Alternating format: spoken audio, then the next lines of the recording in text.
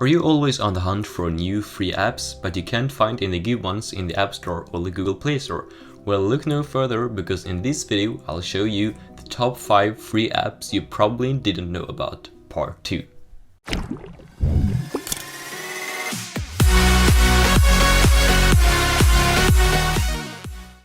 So welcome everybody, it's me Flashback here, and today I'm going to show you the top 5 free apps you probably didn't know about for iOS and Android part 2.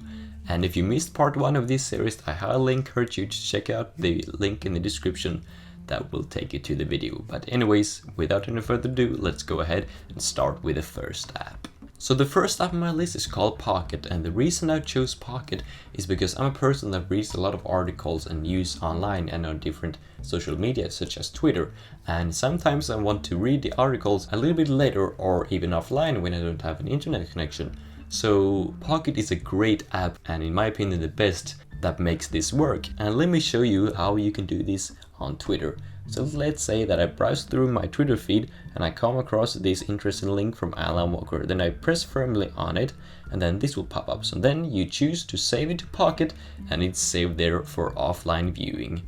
So that is great, and this also applies to links to, for example, YouTube videos.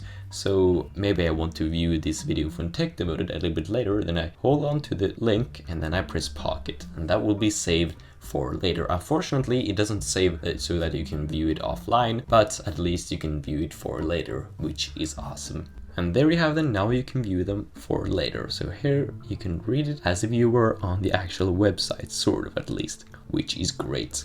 And some other great features that I found in Pocket is that you can, for example, favorite your articles that you thought were the best, or you can also divide your feed into only showing articles that you saved, videos that you saved, or only showing images that you've saved, which is great. And then if you go back to your feed, if you don't want your feed to look like it is divided into all tiles, then you can change it to list view, and then your feed is displayed in this long list of articles, which I guess some people like better than the other look. So let's move over to app number 2. Next up on my list we have Photomath, and Photomath is a great app for all of you out there that are very lazy when it comes to doing your equations. So let me show you an example on how you can use this app efficiently. So here I have my math textbook and I have a few equations that I want to test if this app gets right. So let's do this first one and let's see if it gets the right result. So let's focus in, and then an x to the power 4, and that is the correct answer. I checked it earlier, it is displaying the correct answer. And let's do another one. So this B task, let's do this one. Let it focus for a while, come on, and there we go, 2 to the power 7 of x. And that is the correct answer again. It is capable of doing all these kinds of difficult equations properly, which is awesome. However, I do not actually encourage you to use this app in math class, since it won't teach you how to actually work out these equations properly. It's just a fun app to, mess around with. But if you are lazy and you don't want to face the consequences of doing this all day, then this app is perfect for you.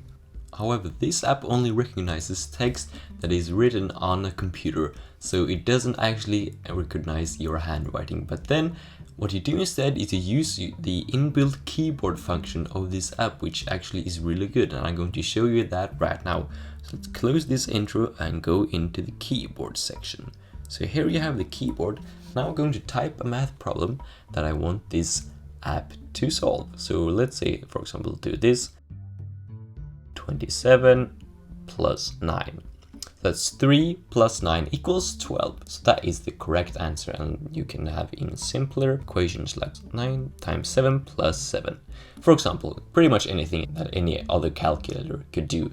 So this feature is here to let you manually type in equations instead of recognizing your handwriting instead. So I guess that's fair too. So the third app, and the one that most of you all probably know about on my list, is Speedtest. And for those of you that don't know about Speedtest, basically it's an app that measures your internet speed. And when you launch the app, you get to this page that says begin tests. So I'm just going to show you how you do your tests. You press on this button. First it tests your ping, and then it starts with measuring your download speed. So mine, it should be around 30 or 20 because I'm quite far away from my router, and usually I have around 100 megabits, but now I don't really have that much, so around 30 megabits, I can live with that. And then after that, it measures the upload speed. So mine is around 10 megabits usually. It should be around that. Alright, it will be about 5 or 6. So about 6 megabits per second, that's okay. So there you have it. So since this is a free app, there will be ads, but they are not that intrusive as some other apps ads might be. So I don't really mind these ads. However, you can pay the price and remove the ads by paying a few dollars, but the free app still works great. And you can also see your history of your speed test that you have done in the past. So for example, once I was at a hotel that had great Wi-Fi, both download speed and upload speed were above 100 megabits per second, which is awesome. And then you also have the settings of the app where you can adjust if you want to display kilobits per second or megabits per second. And then you can also auto-select your server from where you're located in the world, basically. So that's pretty much the speed test in a nutshell. The next app on my list is called Dictionary.com Lite version. And Dictionary.com is, in my opinion, the best dictionary app for your smartphone. And it has all the features that makes a good dictionary, in my opinion. So let's start with the most fundamental feature, which is looking up a difficult word. Let's say that I want to look up, and the result is great. It first displays how the word is pronounced and a short summary of what the word's meaning is, and so on and so on. And if you swipe left, it will show these hours and the synonyms of the word, basically are acceptable, alright, capable, comfortable, etc, etc. And swipe left once again, it shows a page for the learner, so it's put into context basically, which is awesome. One more swipe and it shows the origin of the word, which is kind of interesting. And then it just shows a few upgrades that you can do if you want to pay some more for these words specifically. And keep in mind that this app is a Lite version, so it will display ads from time to time just because it's a free version, but the app is definitely still usable. And if you go back to the main screen, or if you press this button, you can see, for example, word of the day, which is kind of interesting. And there's a full list of different words that I've never heard of, but I guess that's very interesting too. And if you go back to that list, you can do the translator as well. So the app has a built-in translator from multiple languages, which is great. So I can pick from pretty much any languages that is widely spoken in the world, actually, which is very, very nifty and useful. And then another great feature is that if you go into the settings of the app, you can enable offline dictionary. So to view definitions and synonyms when you don't have an internet connection, download the offline dictionary now, 38 megabytes. So you can do that if you want to have an offline dictionary as well, which could be very useful if you don't have an internet connection when you need to use this app. So that is a great feature as well. And last but certainly not least, on my list we have Quora. And Quora is probably the best app for you to use when it comes to questions or answers. And thereby you have the name question or answer. And in this app Quora you can find the answer to pretty much any question that you've ever thought of, just by simply searching for it or choosing the topic that you want to know about. And by also choosing which topics that you want to know about, you can customize your feed so it can look the way that you want it to look like. So I've chosen Harry Potter, science of everyday life, television, sports and history. And then you also have the top stories of Quora that are very interesting. And then you also have some trending topics as of right now. And some of the main features about Quora is that, for example, when you read through an answer that you found useful and you want to thank the person that answered the question, you can upvote it by just doing that, or you can downvote it if you didn't like it, or you can comment pretty much anything that you would like to. And if you press these three dots, you can have several options. For example, you can add this answer to your reading list, thank the creator, or downvote the question, report it, or log it. And by adding it to your reading list, you can read it for later, or in my case, you can add it to sort of your favorites list, where you have your favorite answers of all time, which is very nifty. And then you can also sort it by last week or view all of the answers that you've added to your reading list, which is very, very useful. There we have it.